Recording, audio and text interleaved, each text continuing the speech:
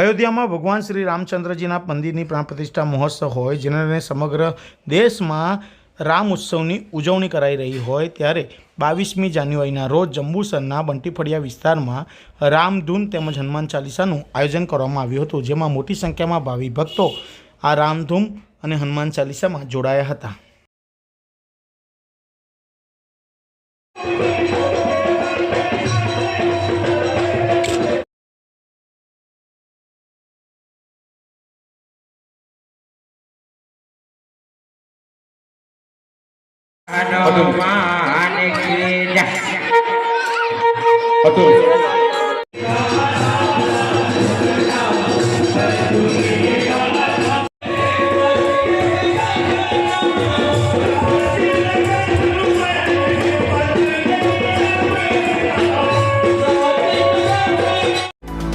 Subscribe now and press the bell icon. Never miss an update.